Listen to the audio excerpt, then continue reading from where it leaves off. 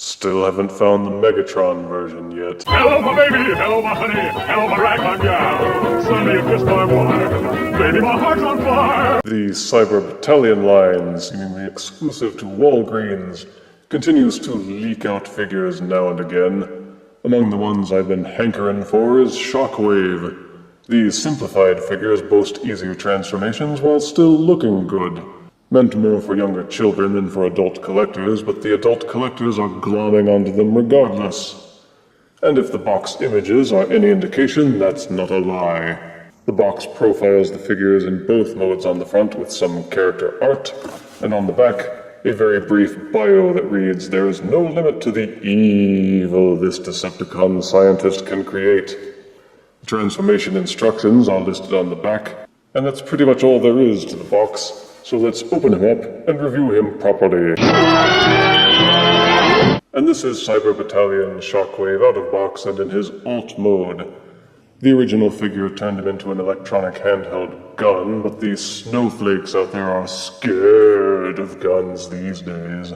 And are even terrified of harmless toy guns to the point where they won't make toys anymore that even look vaguely like they might be some kind of gun. Nerf. Anywho, they caved for Cyber Battalion Shockwave and have his alt mode as some sort of weird-looking spaceship with what looks like his Generation 1 gun barrel up at the front. There's some nice detailing, the colors are good, and the plastic feels nice and solid. The paint and the decals are neatly applied. He could have used some more painting and labels, but the younger kids that this toy is meant for won't care. And the adults will probably look on it as a crafting challenge to spruce him up in their own time. For the most part, they do a decent job of hiding the robot parts. Except for these engines at the back, which are very obviously the robot's arms simply rotated backwards. In this configuration, they don't even really look like engines for a spaceship. So I like to reconfigure it by pointing the gun arm out and rotating them forward, so that they are lying flush against the sides. They look more like engine thrusters in this configuration, and if you're complaining that they look like robot arms, well, they did before anyways. So what difference at this point does it make, really? He has landing gear on the bottom, so he will lie level when you put him down on the ground. He feels nice and solid and makes a decent vehicle to whoosh around in. Whoosh. Transforming the figure is simple enough. Fold the wings in so they're lying against the back. Rotate out the gun module until it snaps in place. Same for the robot fist. Rotate the arms downwards.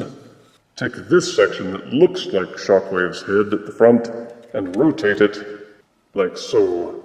Then take the robot chest, push it backwards, and rotate Shockwave's head to face forwards. The chest section flops a little bit, but you can tab it in place against these sections at the back. Push them until they hold firmly. Fold these flaps at the robot thighs forward. You may then separate the legs by pulling them apart.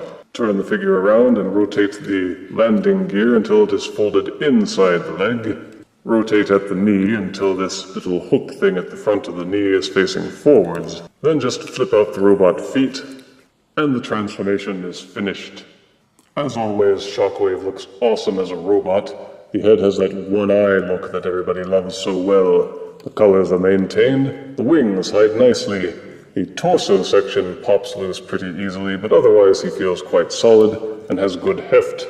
He's fairly stable on his feet, and as long as you don't put him into too wild a pose, he won't fall backwards. Shockwave has limited articulation. The head will rotate 360 degrees. The elbows will rotate on a swivel joint. And there is a hinge inside the shoulder that will let it splay outwards. The arm will rotate at the elbow. There is no waist articulation. The legs will rotate forwards and backwards, and there is also a hinge joint that will let them splay in and out. There is no knee bend, but it will rotate at the knee joint to allow you to splay the legs outwards a little bit, depending on how you want to pose him. Shocky has a little more than other figures in this line in terms of articulation. At least his arms and legs can swivel independently. For size comparison, here is Cyber Battalion Shockwave next to Transformers Prime Beast Hunter Voyager Shockwave. Here is Cyber Battalion Shockwave next to Generation 1 Shockwave. And here is Cyber Battalion Shockwave next to Masterpiece Shockwave. Try not to feel too badly by comparison. Shockwave is a good addition to the Cyber Battalion line, though it is curious why they didn't do Soundwave first. Positives are a decent alt mode, a superior robot mode, and ease of use. Negatives are the hand and arm won't go all the way in place, the gun module has a tendency to pop out, the upper torso section pops loose from its joint too easily, and the arms just look out of place in that alt mode. But Shockwave fans will not be disappointed if they can find Cyber Battalion Shockwave and add him to their collection. I therefore give him 8 out of 10 deaths.